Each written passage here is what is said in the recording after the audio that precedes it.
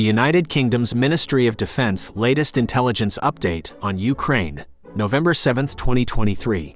On November 4, a newly built Russian naval corvette, the Askold, was damaged after being struck while docked at the Zaporizhia shipyard in occupied Crimea. The Askold is a Kherson-class corvette launched in 2021 but not yet commissioned into the Russian Navy.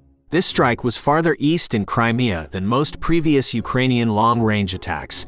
Ukraine's ability to hit shipbuilding infrastructure in Crimea will likely cause Russia to consider relocating facilities farther from the front line, delaying new ship deliveries.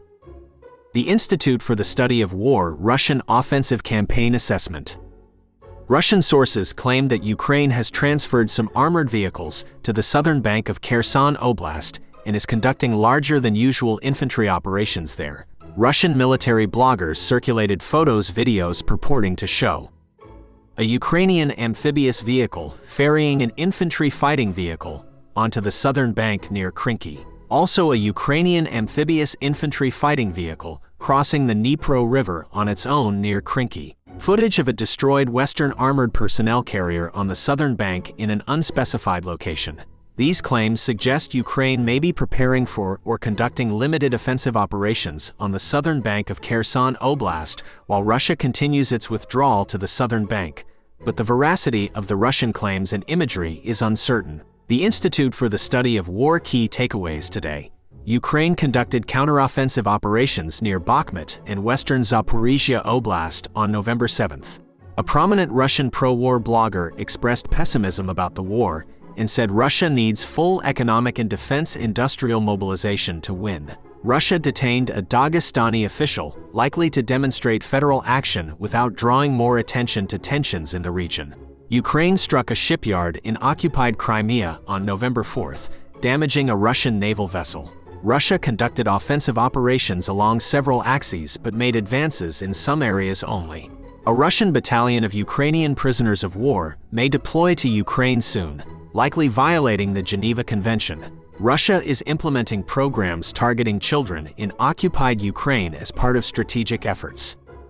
Ukraine's Armed Forces General Staff Update.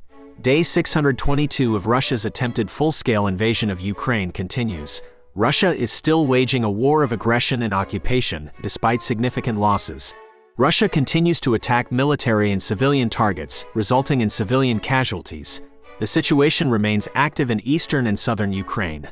There were 36 combat engagements over the past day. Russia conducted 3 missile strikes, 35 air strikes, and 30 multiple launch rocket system attacks. Some strikes hit civilian areas. Ukraine continues offensive operations near Bakhmut and Melitopol, inflicting losses on Russian forces. Ukraine's Air Force conducted 17 air strikes on Russian targets. Missile forces hit various Russian military assets, including artillery, command posts, and air defense systems.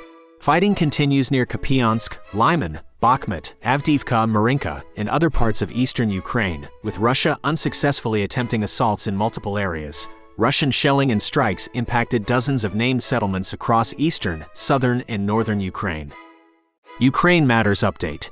Ukraine is making progress near the Dnipro River, delivering vehicles and equipment across the river to establish a bridgehead. This worries Russia. Russia tried and failed to advance at Vuhledar again, getting destroyed at night. Ukraine confirmed destroying a Russian ship near the Kakhovka bridge with missiles. Jake Bro Update. Ukrainian President Zelensky gave an impassioned speech about why Ukraine won't negotiate with Putin, using expletives that were bleeped on US TV.